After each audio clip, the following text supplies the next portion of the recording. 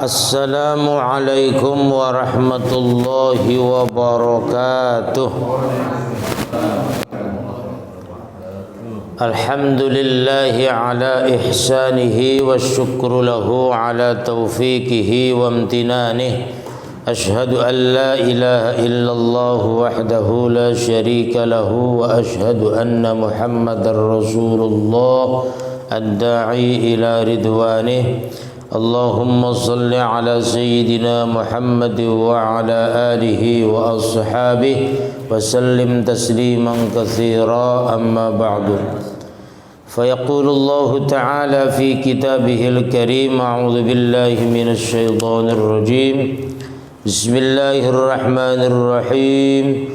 وقل اعملوا فسيرى الله عملكم ورسوله والمؤمنون ثم تردون إلى عالم الغيب والشهادة فينبئكم بما كنتم تعملون. وقال النبي صلى الله عليه وسلم: أشد الناس حسرة يوم القيامة رجل أمكنه طلب العلم فلم يطلبه ومن ترك العلم من أجل أن صاحب العلم فقير أو أصغر منه سنا فليتبوأ مقعده من النار. صدق الله العظيم وصدق رسوله النبي الكريم ونحن على ذلك من الشاهدين والشاكرين والحمد لله رب العالمين. Jemaah sekalian yang dirahmati Allah Subhanahu wa taala, wabil khusus seluruh pengurus DKM Masjid Al-Muhajirin, para orang tua, para sesepuh, bini sepuh, tokoh masyarakat baik sipil ataupun TNI, para bapak hadirin, ibu-ibu hadirat rahimakumullah. Alhamdulillah, bersyukur kepada Allah kita semua masih diberikan kesehatan, masih diberikan umur panjang, masih diberikan iman dan Islam, masih diberikan hidayah dan kesadaran untuk senantiasa menjalankan aktivitas kehidupan kita sehari-hari. Alhamdulillah. Salawat dan salam senantiasa dihaturkan kepada junjungan Rasulullah Muhammad sallallahu alaihi wasallam, kepada para keluarganya, para sahabat, para tabi'in, tabi'it tabi'in wa tabi'ihim bi ihsan ila yaumiddin, hingga umatnya sampai dengan akhir zaman. Mudah-mudahan kita semua termasuk umat beliau yang insyaallah akan mendapatkan syafaatul uzma nanti pada hari kiamat. Amin ya rabbal alamin. Jemaah sekalian, melanjutkan pembahasan masih berkaitan tentang ar-riddah atau kemurtadan. Wa ammal kufru bil fi'li, adapun disebabkan dia kafir disebabkan karena perbuatan, yang sudah kita bahas, karena ucapan. Orang dengan ucapannya bisa menjadi murtad. Sekarang kita bahas dengan perbuatannya orang menjadi murtad walaupun dia orang Islam. Fakas sujudi lis-sonami, seperti sujud pada berhala, wasyamsi, sujud pada matahari, wal qamari, dan sujud pada bulan, wa ilqaul mushafi, dan meletakkan mushaf, fi qadrawati, di tempat-tempat kotoran, membuang mushaf atau Al-Quran di tong sampah, itu termasuk. Wal bahrul ladzi fihi ibadatu syams, dan hal itu menjadi satu perbuatan yang sama dengan perbuatan yang lainnya, yaitu menyembah matahari, membuang Al-Quran di tempat kotoran. Dalam sebuah riwayat dalam Dairatul Basmalah dikatakan bahwa apabila kita lagi membereskan sesuatu, membereskan tempat gitu, maksudnya rumah atau apa, terus kita nginjek Al-Quran tidak sengaja, tidak sengaja, maka kita di situ di kitab itu diterangkan Kalau ingin kembali istighfar, baca istighfar suruh baca istighfar 10.000 kali. Waduh. Itu ya. Jadi itu tidak sengaja itu, apalagi disengaja begitu. Maka berhati-hatilah. Maka sebaiknya di situ kitab itu dikatakan bahwa apabila ada Quran yang bodol, tahu Quran bodol? Quran mushaf ya, Quran yang sudah tidak kepake, maksudnya tulisannya nggak jelas, sudah pada sobek gitu. Quran lama biasanya kan gitu ya.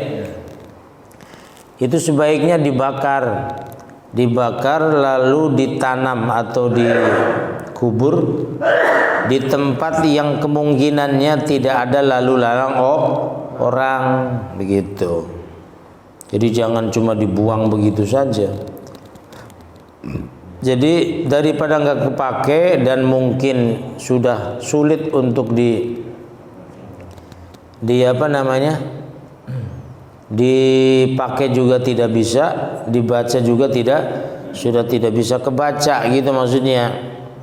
Maka jangan dibuang begitu saja, disamakan dengan buku-buku atau kitab-kitab lain begitu. Itu harus Al-Quran itu harus dihormati sedemikian rupa. Termasuk ta'zim terhadap kitab suci Al-Quran. Karena kata Imam Sanusiyah di dalam Kifayatul Awam itu dikatakan bahwa Al-Quran itu merupakan al-alfadzus syarifah, lafal-lafal yang dimuliakan. Itu ada beberapa ayat atau mungkin bisa jadi semuanya, tapi ada beberapa ayat yang sama persis kalimatnya dengan kalamullah yang ada di Lauh Mahfuz gitu. Kalau Quran di sini itu kan Quran yang bisa dibaca, bisa dicetak, bisa ditulis. Maka menurut ulama tauhid itu bukan kalamullah, tetapi al-alfadzus syarifah. Tapi karena ada beberapa kalimat yang sama persis dengan kalimat yang ada di Lauh Mahfuz, maka sifatnya abadi. Nah begitu. Maka dulu dalam sejarah Imamuna Asy-Syafi'i itu dipenjara berkali-kali karena mengatakan Quran itu kok qadim, kan begitu. Quran itu kok qadim.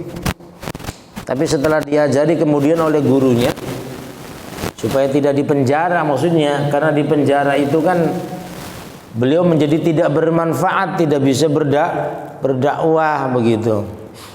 Itu beliau menyatakan bahwa hadza hadis begitu. Jadi hadza hadis itu tangan beliau maksudnya begitu. Qur'annya tangannya megang Quran, terus beliau ngomong hadza hadis begitu. Strateginya begitu, selamat itu jadinya. Gitu. Jadi artinya bahwa Quran yang ada di dunia itu merupakan al-alfadzus syarifah. Ada beberapa lafal yang sama persis dengan kalamullah yang ada di Lauh Mahfuz. Maka perlu kita disunnahkan, dianjurkan untuk senantiasa memegang Al-Quran dengan berwudu dalam keadaan suci. Ketika belajar Al-Quran dianjurkan untuk dalam keadaan suci, karena daimul wudu juga sunnah, kan begitu ya. Apalagi kita belajar Al-Quran, maka ulama-ulama fikih Syafi'iyah menyatakan bahwa massul mushaf wa hamluhu itu wajib punya wudu. Megang Al-Quran, membawa Al-Quran, megang mushaf, walaupun satu lembar gitu maksudnya, lembaran-lembaran lepas. Kalau dulu Al-Quran itu lepas-lepas Pak, tidak seperti sekarang dijilid dan sebagainya, rapi gitu maksudnya. Dulu kenapa dikatakan mushaf, suhuf itu lembaran-lembaran tidak? Suhuf itu mushaf, suhuf itu artinya sohifah. Sohifah itu artinya halaman. Jadi suhuf itu ya lembaran-lembaran yang sangat banyak, itu jamak dari sohifah. Kalau dulu Al-Quran itu lepas-lepas Pak. Jadi surah Al-Baqarah itu satu bendel gitu, surah Al-Imran satu bendel, nggak kayak sekarang kan gitu, maksudnya jadiin satu. Di kita di Indonesia itu ada Quran yang juz-juzan itu, yang satu juz itu ya satu dipisah gitu. Tapi di Arab Saudi saya cari kemarin waktu ke sana 2 kali itu saya cari-cari nggak ada yang juz-juzan tuh, nggak ada. Adanya di Indonesia doang gitu maksudnya. Di Indonesia itu gampang kan untuk taklimnya, kadang bawa cuma satu juz ya, lagi ngapalin juz 1 misalnya, di bawah satu juz kan singkat gitu. Walaupun cuma satu juz, walaupun cuma satu lembar, itu harus punya wudu gitu maksudnya, megangnya gitu. Pertanyaannya bagaimana orang yang kemudian dia punya wudu nih, masukkan Quran di dalam tas, ya di tengah jalan dia batal, bagaimana? Apakah Quran harus dilepas? Tidak usah, tetap harus dibawa daripada keinjak-injak atau ke triwal, tahu ke triwal. Jadi ya kelepas dengan sesuatu yang mungkin tidak usah diagungkan, sementara kan harus diagungkan, maka tetap. Nah pertanyaan bagaimana dengan ada yang di HP, kadang di HP ada aplikasi Al-Qur'annya dibawa ke WC dan sebagainya. Ya kalau melihat anjuran seperti itu sih kita harus dalam keadaan punya wudu. Jadi pegang HP harus punya wudu. Soleh bener. Iya kan? Memang begitu aturan sih kalau kita mau ikut aturan. Cuma kadang kan kita manusia modern, yang lahir manusia modern dan merasa paling modern. Padahal itu paling terbelakang itu maksudnya. Kalau orang modern kan mematuhi aturan. Ciri orang modern di dalam buku modernitas itu diantaranya yaitu taat aturan agama ataupun aturan sosial, kan begitu. Nah itu apabila kita orang modern merasa orang benar, aturan sih taat aturannya bahwa memegang Al-Quran itu harus punya wudu. HP ada aplikasi Al-Quran, ya harus punya wudu, kan begitu. Kalau di dalamnya ada Al-Quran. Ya manusia sekarang kan kadang begitu, suka menyepelekan. Padahal itu hal-hal yang luar biasa. Apabila kita lakukan itu luar biasa. Iya. Ada orang yang doyan rokok. Ya, yang doyan ngerokok. Saya lihat orang yang ngerokok belum pernah ketika mau ngerokok baca bismillah. Bismillahirrahmanirrahim. Iya kan? Gak ada itu. Itu penting itu lah. Iya. Ya. Termasuk kiai juga kadang. Ya nggak tahu, barangkali dalam hati sih ya. Saya tidak suudzon gitu. Saya husnudzon beliau mungkin dalam hati baca bismillah. Bayangkan kalau misalnya dia baca bismillah sekali, sholawat sekali kan satu batang itu berapa batang kan gitu.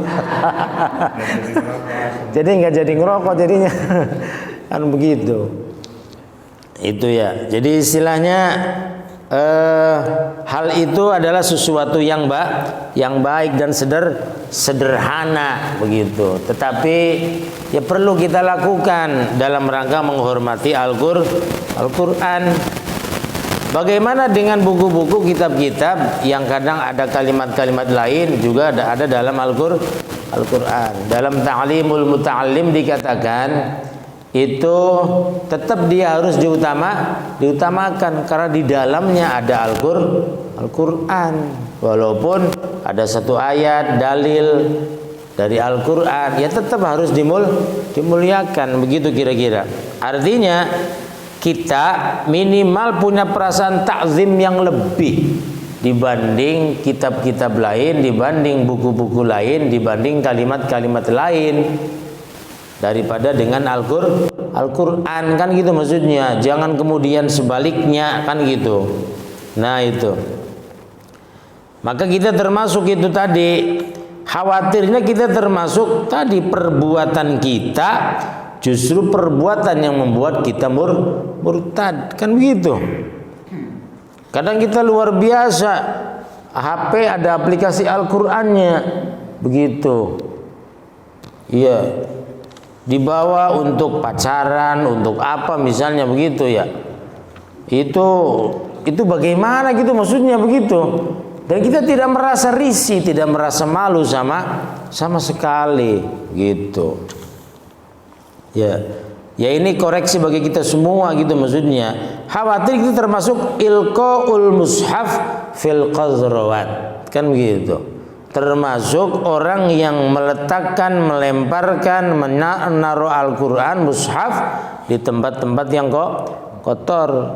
Tempat-tempat kotor di sini maknanya bukan hanya tempat-tempat kotor yang jijik dalam pengertian kasat mata gitu maksudnya, ke WC dan sebagainya begitu.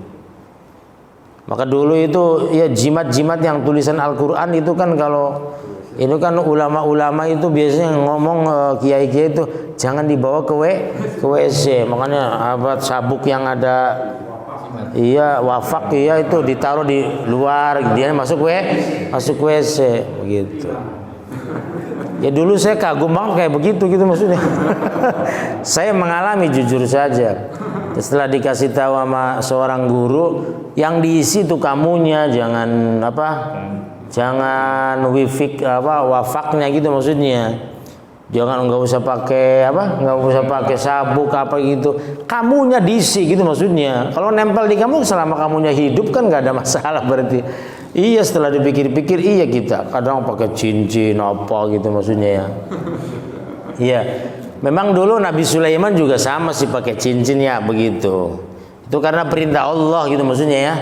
Jadi sebenarnya sebagai simbolisasi saja. Tetapi dalam pengertian tertentu kita jangan tergantung sama cincin. Sekarang pertanyaannya, tongkatnya Nabi Musa yang dulu begitu sakti membelah Laut Merah kan gitu maksudnya. Itu sekarang gimana fungsinya? Sekarang tidak berfungsi. Berfungsinya ketika ada Nabi Musanya saja kan gitu maksudnya.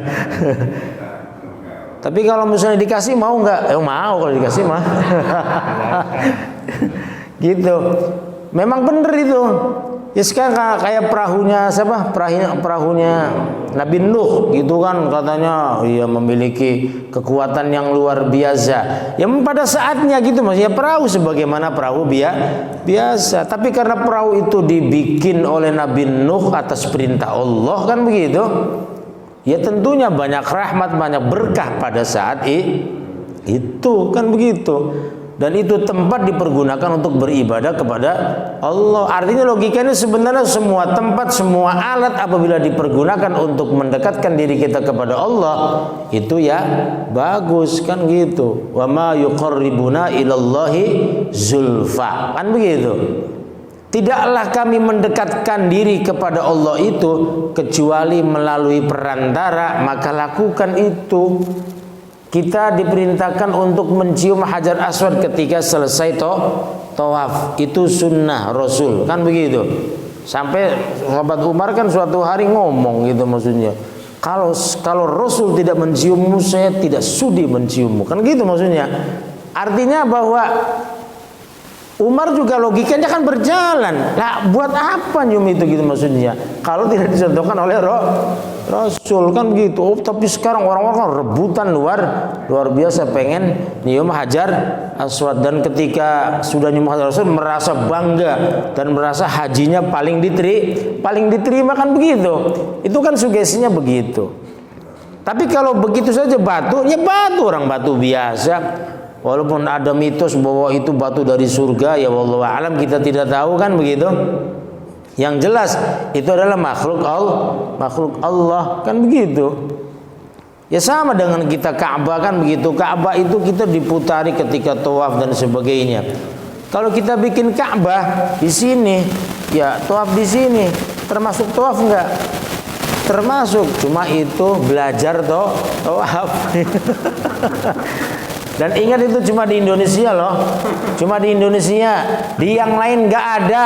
Begitu maksudnya. Nggak ada training. Di Malaysia juga baru-baru kali ini gitu maksudnya. Ada tuh baru-baru kali ini gitu maksudnya. Itu pun niru orang Indonesia. Cuma di Indonesia doang gitu.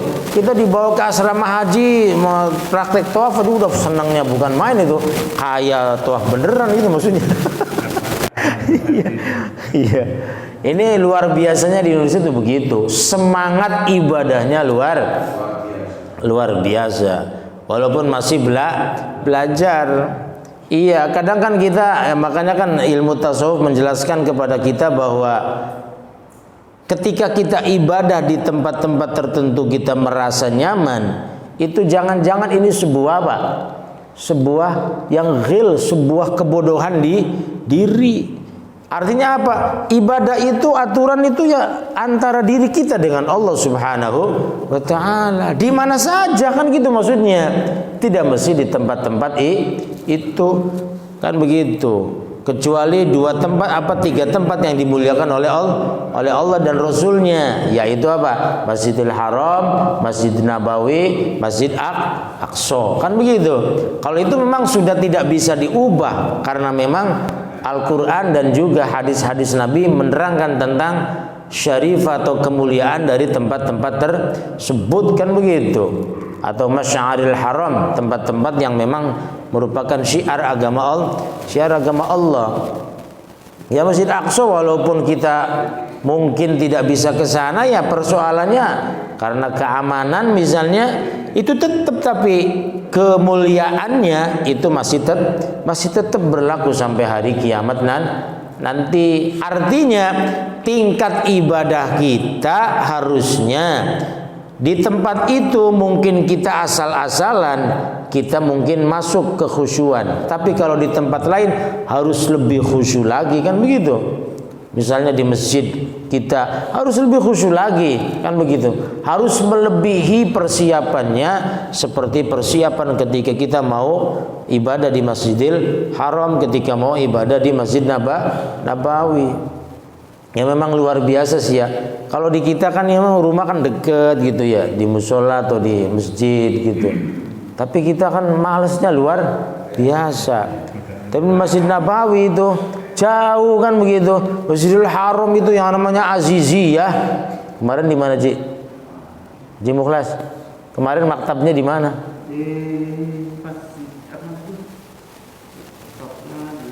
Jarwal.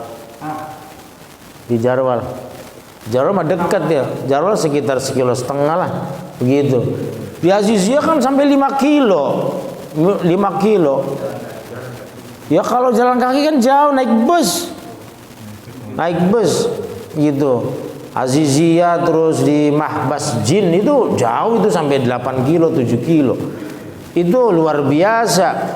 Tapi mereka semangat ibadahnya luar biasa, naik bis namanya bis sholawat itu, waduh luar biasa.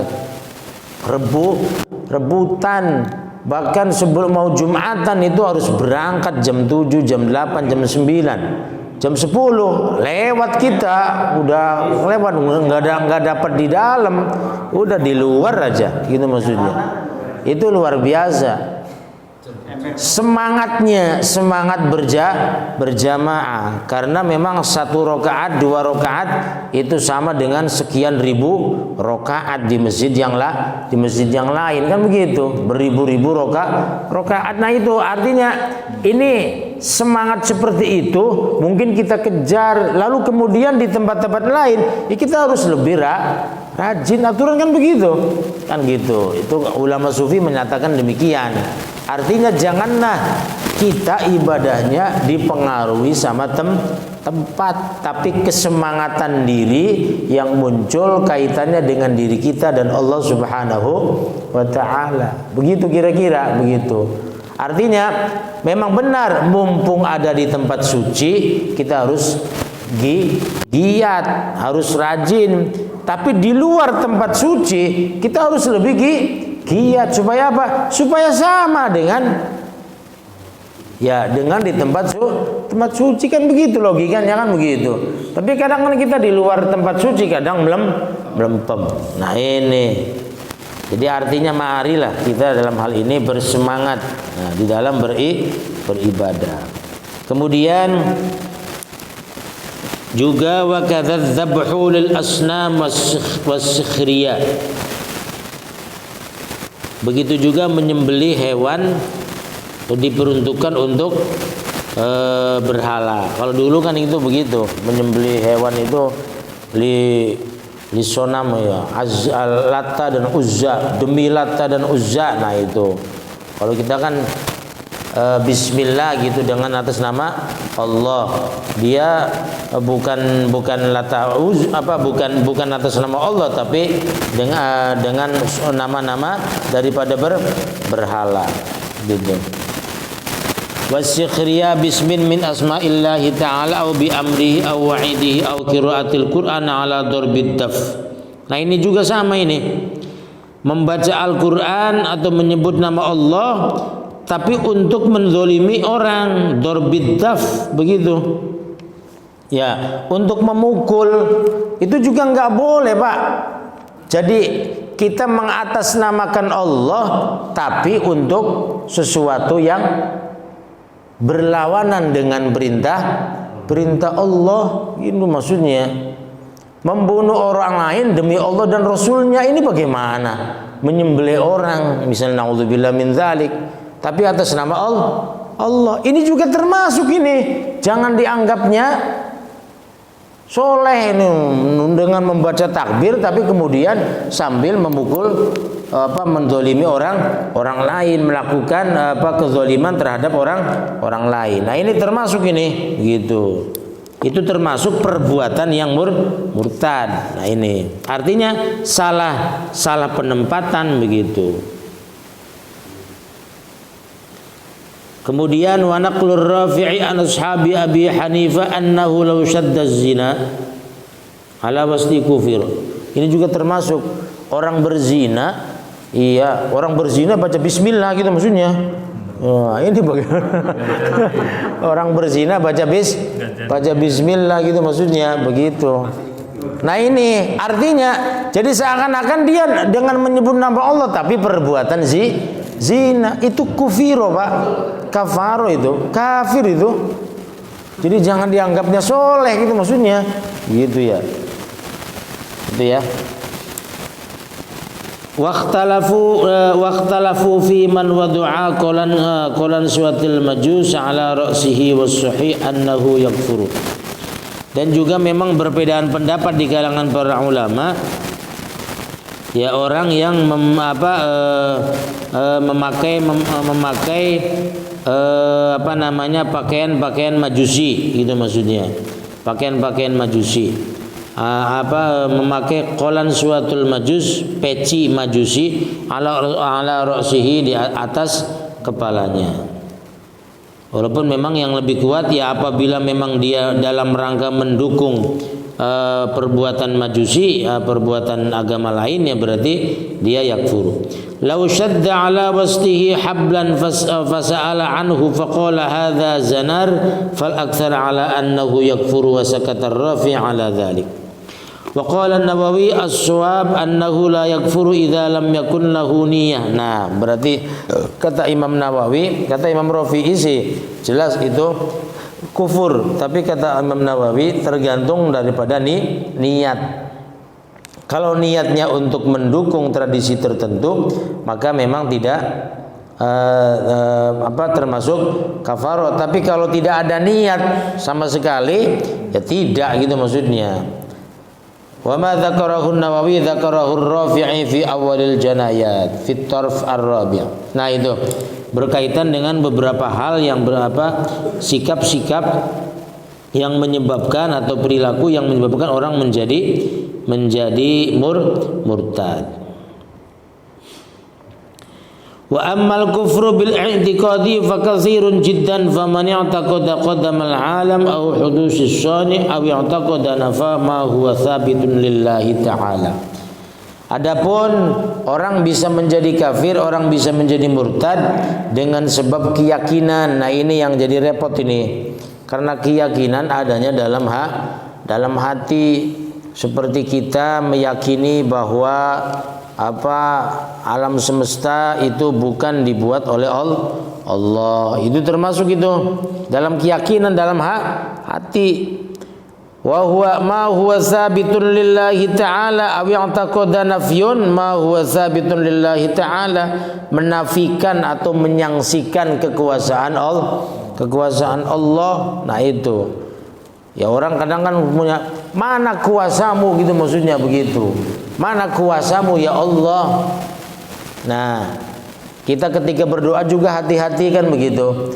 Kadang kita berdoa berkali-kali tapi belum dikabulkan, begitu maksudnya, belum dikabulkan oleh Allah. Lalu kita mempertanyakan tentang kekuasaan Allah. Hati-hati, itu termasuk i'tiqadiyah yang rusak, keyakinan yang rusak. Artinya ya jangan sampai kita punya suudzon. Nah ini, kalau suudzon kepada Allah itu bukan suudzon, namanya dalam ilmu tauhid, namanya i'tirad, sudah melawan Allah.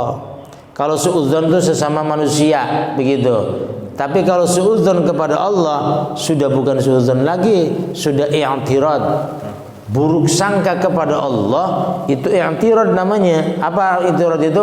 Melawan diri kita kepada Allah Subhanahu wa taala. Nauzubillah. Artinya apabila kita mempertanyakan, ya tadi contohnya, saya sudah berdoa berkali-kali, berusaha berkali-kali, tapi kok gagal, mana kuasamu ya Allah gitu. Itu dalam hati gitu maksudnya. Mana kekuasaanmu, misalnya begitu. Nah ini kita mempertanyakan kekuasaan Allah. Hati-hati, itu termasuk i'tirad gitu maksudnya. Kita mempertanyakan kekuasaan Allah. Maka ya tadi ketika berdoa ya udah kita pasrah saja. Engkau maha berkuasa atas segala sesuatu, kan begitu. Berikan, kabulkan, atau ya penuhi hajat kebutuhan kami, kan begitu. Jangan kemudian memaksakan diri. Engkau lebih tahu tentang segala sesuatu, engkau lebih berkuasa tentang segala sesuatu, kabulkan permintaanku. Udah itu aja, cukup sampai segitu, gak usah berlebihan. Mana kuasamu ya Allah, kami sudah berusaha maksimal dan sebagainya, kan begitu. Nah itu jangan begitu, jangan memaksakan kehendak. Cuma kita dulu pernah pesantren diajari doa sama kiai itu ketika istikharah gitu, dalam hal jodoh gitu maksudnya. Tapi nggak tahu bercanda, nggak tahu nggak, doanya begini, ya Allah, apabila dia baik bagiku maka jodohkan aku dengannya.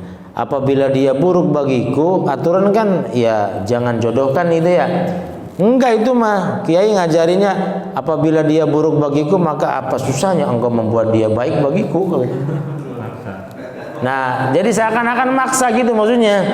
Tapi ternyata setelah saya cari-cari jawabannya, itu ternyata memang ini berkaitan dengan qalb, berkaitan dengan hati. Jadi Allah mampu membolak-balikan hati dan nasib seseorang. Itu katanya masih koridor ketentuan Allah, masih diperbolehkan. Artinya doa tadi itu benar gitu maksudnya. Itu bukan mempertanyakan kekuasaan, tapi justru meyakini kekuasaan Allah. Apa susahnya dia membuat dia baik bagiku, kan begitu. Kan bisa gitu. Dia misalnya dulu berubah setelah menikah menjadi berubah dan sebagainya. Itu bukan maksaan kehendak katanya. Wallahu a'lam ya. Tapi memang itu kenyataan itu. Itu memang umum gitu. Beliau nerangin umum gitu. Maka apa susahnya dia membuat maka susahnya engkau membuat dia baik bagiku, katanya begitu. Ini luar biasa, doa yang luar biasa ini dibolak-balikin gitu maksudnya. Begitu. Nah kalau dalam pilihan, kalau dalam masalah kekuasaan, misalnya masalah jabatan, memang ya beliau tidak berani mengubah-ubah kalimatnya gitu maksudnya. Kalau ini baik bagiku maka tempatkanlah aku. Makanya kan ada doa itu, Rabbi anzilni munzalam mubarakah wa anta khairul munzilin. Wahai Tuhanku, tempatkanlah aku di tempat yang diberkahi. Kan bahasanya begitu. Ya walaupun jadi karyawan biasa tapi kan berkah bagi kita. Kita kalau jadi pejabat tinggi, jadi direktur, kita bahaya. Iya, banyak main wanita, korupsi, kan gitu. Nanti baru berapa 3 bulan sudah ditangkap sama KPK. Hancur kan hidupnya. Nah, itu berarti posisi karyawan itu baik bagi kita. Indallah. Dan Allah Maha tahu kan begitu. Maka ya itu tadi, kita tidak bisa kan begitu, minta posisi yang terbaik. Kita tidak tahu posisi yang terbaik di mana, kan begitu. Kadang nafsu kita pengennya cepet naik, ya, pengen cepet jadi kepala sekolah, kepala dinas dan sebagainya, kan begitu. Kita memang begitu seperti itu keinginannya, sudah kasih kabit terus sampai seterusnya, kan begitu. Ingin terus dan terus begitu. Memang nafsu syahwat kita terhadap jabatan itu seperti itu. Tapi Allah Maha mengetahui, Maha berkuasa, Maha tahu tentang yang sesuatu yang baik bagi kita. Maka kita jangan maksakan kehendak. Salah satu maksaan kehendak ya tadi berbuat riswah, kan begitu. Aturan jabatan itu untuk orang lain, tapi kita telikung dengan cara ya tadi kan begitu, membayar sehingga kita menjabat itu. Begitu. Artinya bahwa sesuatu yang menyebabkan menjadi rusak, ya itu tadi, aturan ini buat orang lain itu bagus, tapi kita karena nafsu syahwat yang berlebihan sehingga kita menikungnya, sehingga terjadilah seperti perbuatan yang tidak bagus, yaitu riswah dan seterusnya. Nah itu. Nah ini yang seperti itu yang memaksakan kehendak. Kalau yang orang yang pasrah ya udah pasrah aja, nggak jadi pejabat juga nggak ada masalah, begitu. Ya sekarang apalagi itu luar biasa. Ya sejak dulu sih, bukan sekarang aja. Sejak dulu seperti itu. Cuma karena sekarang itu kelihatan gitu maksudnya. Dan banyak yang ketahuan. Kalau dulu mungkin tidak ketahuan karena tertutup. Ya sekarang dunia terbuka begitu. Sudah terbuka luar biasa, maka orang ketika ini ya udah ketahuan, oh ini dan sebagainya. Nah ini ya kita sebenarnya jadi masalah bagi kehidupan kita. Nah itu ya. Jadi kita jangan memaksakan kehendak terhadap kekuasaan Allah. Ini khawatir kita terjebak kepada kemurtadan. Aw istahalla ma huwa haram bil ijma' aw haruma halalan bil ijma'. Nah itu juga termasuk menghalalkan sesuatu yang haram dan mengharamkan sesuatu yang halal secara ijma'ul ulama, itu tidak boleh. Aw yang taqada wujubu ma laysa biwajibin kafar. Atau juga meyakini sesuatu yang wajib padahal dia tidak wajib. Nah ini juga sama, ini sederhana juga, menyatakan sesuatu yang wajib padahal dia ma laisa biwajibin, padahal dia tidak wajib. Ya kayak kita misalnya melaksanakan sholat sunnah qobliyah subuh, itu kan sunnah. Ingat loh, itu sunnah gitu. Lalu kita misalnya datangnya telat gitu, maksudnya keburu komat gitu maksudnya. Di sini keburu komat. Nah, kita sampai marah-marah sama orang yang komat, itu nggak boleh. Marah-marah itu sebuah larangan. Gitu. Larangan agama. Marah-marah itu larangan itu. Jangan dianggap bukan larangan. Dosa itu. Marah sama orang yang komat gitu maksudnya begitu. Misalnya begitu. Ya padahal dia belum melaksanakan sholat sunnah begitu. Kan itu sunnah, yang wajib itu subuhnya. Ya kamunya aja kesiangan, kan begitu, koreksi diri sendiri. Jadi nggak usah marah. Ya kalau mau ada pendapat yang boleh mengqadha sholat sunnah walaupun lemah, ada pendapatnya kan fikih gitu mas, fikih bener-bener fikih. Kita nih qobliyah subuh telat gitu maksudnya begitu. Nah, kita dilaksanakan setelah sholat subuh. Itu ada yang menyatakan baru saking menjaga kesunahan qobliyah subuh, walaupun itu pendapat yang sangat lemah begitu. Tapi itu yang rutin apa? Yang rutin sholat sunnah. Udahlah, kita mah nggak usah ngelakuin aja kayak begitu. Orang lemah ini kan begitu. Makanya kita beribadah bersahaja, nggak usah apa ini namanya, nggak usah dipaksakan, nggak usah marah-marah. Jadi biasa aja gitu maksudnya. Ya, kecuali ya kita mungkin ya memang beda sih tradisinya ya. Ya kadang kan kalau kita kan tradisi taat aturan. Kalau sudah bunyi ya ibaratnya kita harus qomat kan gitu maksudnya. Ya, kecuali hari Minggu lah, saya sarankan kalau hari Minggu ya ditunggu, barangkali ada yang masih sholat sunnah ya ditunggu, karena mungkin kan kalau hari Minggu kan ibaratnya kita tidak terburu-buru berangkat kerja gitu.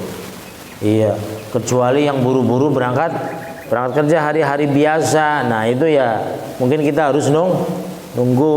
Nah ini marah-marah ini dia bisa menjadi murtad karena dia merasa bahwa yang sunnah itu wajib. Khawatirnya itu. Maka udah kita ibadah itu bersahaja, nggak usah apa-apa, nggak usah pakai nafsu kan begitu. Kayak sempat kan ya ini ya kita harus banyak istighfar lah begitu. Kayak kemarin waktu awal-awal corona kita kan dilarang Jumatan, itu dipaksa Jumatan ramai gitu maksudnya. Jadi Jumatan kok dilarang gitu maksudnya. Yang dilarang tuh kerumunannya. Dan itu ada pendapat fikihnya jelas banget gitu maksudnya, ada qaulul ulama. Bahkan itu sederhana di kitab-kitab kita yang pelajari Kifatul Akhyar, orang yang mencret tahu mencret? Iya, mencretnya kalau kentut keluar. Iya. Keluar gitu, ketika kentut keluar itunya gitu maksudnya. Begitu. Itu dilarang berjamaah, Pak. Ada di sini ada. Iya, kakek sambel. Khawatir apa? Khawatir mengotori masjid. Sekarang ilatnya khawatir ngotori masjid. Apalagi kelasnya menularkan penyakit. Menyelamatkan jiwa orang lain dan jiwa dirinya kan begitu. Nah itu maka alasan itu gitu maksudnya. Ya mungkin orang sampai sekarang juga masih ada kan gitu maksudnya. Ya kita tinggal istighfar, kalau yang ada ya istighfar. Kan gitu gampang. Jadi di sini tinggal istighfar kan gitu. Ya udah, kita kembali tobat kepada Allah. Jadi istilahnya begini, ketika kita beribadah sekali lagi bersahajalah, bersikap sahaja. Kalau misalnya itu sunnah, jangan dianggap wajib, gitu. Jangan dianggap wajib. Biasa saja udah. Kayak kita sunnah rapat nih, kalau barisan rapat sekarang justru renggang, udah itu sunnah. Rapat itu sunnah. Sawu sufufakum fa inna taswiyatas sufuf min tamamis shalah. Cuma menyempurnakan sholat, apakah sholatnya menjadi tidak sah? Tidak sah, sholatnya tetap, tapi tidak sempurna. Itu pun hal yang sunnah, di antara yang sunnah. Jadi furu'iyahnya ke bawah banget gitu maksudnya. Bukan sunnah yang muakkad gitu maksudnya, bukan. Tapi biasanya yang sunnah muakkadnya mah berjamaahnya. Renggang itu sunnah di dalam sunnah, Pak. Jadi jangan dianggap itu hal yang luar biasa harus gitu dilaksanakan. Nah itu jangan. Minimal kita keyakinan seperti itu.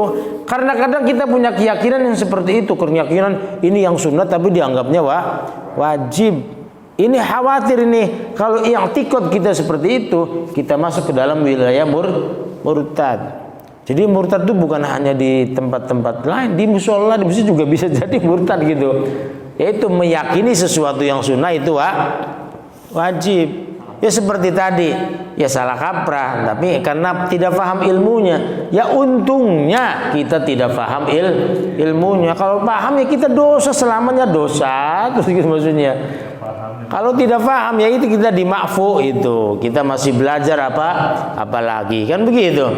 Maka dari itu marilah kita merapikan, membereskan hati kita. Janganlah meyakini sesuatu yang sunnah itu wajib begitu. Ya tadi rapat barisan itu sunnah dalam sunnah. Yang sunnah muakkad adalah berjamaah. Rapat itu sunnah dalam jadi sunnah dalam sunnah. Jadi sangat jauh sunnahnya gitu maksudnya. Jangan dipaksakan. Karena kadang ada yang ngomong gitu maksudnya. Ya telinga saya masuk saja gitu orang-orang. Saya suka menerima omongan seperti itu. Ini lagi musim begini rapat-rapat banget gitu maksudnya begitu. Kita omongin coba dalam pengajian. Nah ini maksudnya. Ini contohnya pas banget gitu maksudnya. Kebetulan gitu. Jadi istilahnya sunnah dalam sunnah itu artinya apalagi mudorotnya lebih banyak ya tidak usah dilaksanakan. Ada orang yang ketika direnggangin dia rapat. Yang satunya minggir lagi. Minggir jadi tambah minggir. Jadi tambah jauh gitu. Dan itu nyata real, itu bukan omong kosong, itu memang beneran terjadi kan begitu. Iya beruberan jadinya begitu. Makanya marilah kita legowo. Kalau dia misalnya nggak mau rapat ya udah biarin aja sih gitu maksudnya. Yang penting dia mau berjamaah. Masih untung di kita ya, walaupun istilahnya Islamnya jauh kan begitu. Islamnya sekarang semangat keislamannya baru-baru ini setelah menikah kan kadang kita begitu. Setelah dekat dengan musola, setelah dekat dengan masjid, ya alhamdulillah semangat ibadahnya ada muncul. Maka ia tidak berubah. Makanya dalam satu hadis Nabi, Rasul itu ngomong, saya bangga dengan umatku yang tidak pernah mengenal aku, hidup bukan di zamanku kan begitu. Bahkan mungkin ngaji juga lah belum bisa baca Quran, tapi semangat ibadahnya luar biasa. Itu mungkin yang maksud ya model-model kita gitu maksudnya begitu.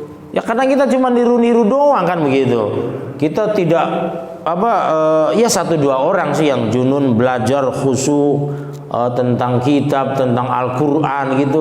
Ya kita kan semangat itunya sekarang, setelah dewasa, setelah punya anak, bahkan setelah punya istri, setelah mapan, kadang setelah pensiun kadang. Iya. Makanya kita menyadarinya, kita jangan memaksakan diri. Alhamdulillah. Itu ya. Jadi istilahnya untuk menjaga hati kita supaya berhati-hati, ya jangan menganggap sesuatu yang sunnah itu wajib gitu. Dan sebaliknya, jangan menganggap sesuatu yang wajib itu sunnah. Itu juga sama. Iya gimana? Tentang mushaf tadi Ustaz, apakah buku Yasin itu termasuk dari mushaf? Termasuk. Nah iya, saya juga mengkritisi betul itu. Saya mau ngomong lupa juga. Kita kalau ngaji dibiasakan ya, Yasin jangan ditaruh di bawah, kadang dilangkahin gitu ya. Makanya orang tua zaman dulu saya masih ingat itu, kalau ada acara Yasinan begitu, mereka pakai bantal gitu maksudnya. Ya kalau enggak ya begini, pakai bangku kecil gitu maksudnya meja kecil. Jadi si Yasin itu dikumpulkan jadi satu di situ atau di bantal. Kalau dulu orang tua kita pakai bantal itu sebagai simbol. Bantal kan tempatnya kepala gitu maksudnya, bukan tempatnya kaki kan gitu. Jadi istilahnya Quran Yasinnya taruh di bantal atau taruh di meja kecil gitu maksudnya. Yang penting jangan di bawah lah, taruh di atas gitu. Ya. Bahkan itu ada lagi tuh maqal yang menyatakan yang penting ada kalimat-kalimat yang Arabiyah, karena itu huruf itu, satu huruf itu dijaga oleh sekian malaikat huruf Arab khususnya gitu, huruf hijaiyah. Itu huruf abjad itu abjadun hawazun hatoyakun lamanun sahafasun qarasun tatakhadun dodahun. Itu ada tuh kalimat-kalimat itu yang satu huruf dijaga oleh sekian malaikat. Ya, artinya kalau kita menghinakan, menginjak, yaitu malaikatnya teriak gitu maksudnya. Kita nggak kedengeran kan ya untungnya. Kalau kedengeran kita digampolin terus gitu maksudnya mungkin. Itu. Ya artinya dimuliakan lah. Dan karena itu termasuk huruf-huruf Al-Quran, apalagi istilahnya kelasnya Yasin. Tapi ini kan bukan Quran katanya. Kata siapa itu Quran? Walaupun satu ayat itu Quran. Tidak percaya satu ayat bahwa itu Al-Quran, kita murtad. Harus hati-hati. Jangan apalagi sekelas satu surah misalnya begitu. Makanya saya sih masih tetap memuliakan. Kadang kan ada orang menyepelekan. Saya khawatirnya menyepelekan Al-Qur'annya. Begitu. Ada orang bacaannya ini melulu katanya, bosan katanya. Nah, ini awas ini, hati-hati nih. Iya, Yasinan lagi, Yasin lah ngomong surat yang lain apa katanya begitu. Khawatir kita termasuk orang yang menyepelekan Yasin. Khawatir kita yang orang yang menyepelekan kulhu kan gitu. Begitu. Ya makanya kita tuh harus hati-hati nih. Ini hati kita nih. I'tiqadiyah.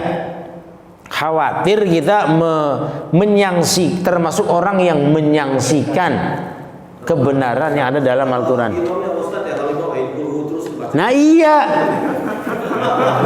Iya. Ya supaya jangan bosan ya paling ganti imamnya. Kan gitu, jangan karena bacaannya. Gitu maksudnya. Kadang kan kita kan begitu. Ini bacaannya itu melulu gitu maksudnya. Iya. Ya kalau kita itu memang kadang rewel sih ya kita itu ya. Ya saya juga denger sih gitu, begitu denger. Ketika kita bacaannya panjang-panjang ngomong sama itu. Itu. Iya. Tapi di sini mah enggak, sono Al Barokah gitu maksudnya. Pemasum tuh. Kalau kita bacaannya panjang-panjang ngomong gitu. Gitu, ngomong di belakang bacanya panjang banget katanya begitu. Ya. Kalau bacaannya gonta-ganti ngomong, bacaannya pendek ngomong. Iya, yang kayak itu udah nggak usah sholat di berjamaah gitu, biar nggak ribet gitu. Iya, udah pada nggak udah itu. Jadi istilahnya maksud saya adalah mari kita membereskan hati kita masing-masing. Kalau ada imam yang bacaan itu saja nggak apa-apa gitu. Orang apa namanya perintahnya juga faqra'u ma tayassara minal Qur'an. Surah Al-Muzammil itu Al-Quran itu kalau kita nggak percaya dosa murtad kita. Maka bacalah sesuatu yang mudah dari Al-Quran, sesuatu yang sedikit atau yang mudah dalam Al-Quran. Yang kita bisa apa? Ya jangan dipaksain gitu maksudnya. Kalau makanya kan kita supaya menata hati kita ya paling imamnya gantian kan gitu. Imam sholat maghrib ganti hari Ahad siapa, hari apa namanya malam Ahad siapa, malam Sabtu siapa, gitu terus aja gitu puter. Supaya apa?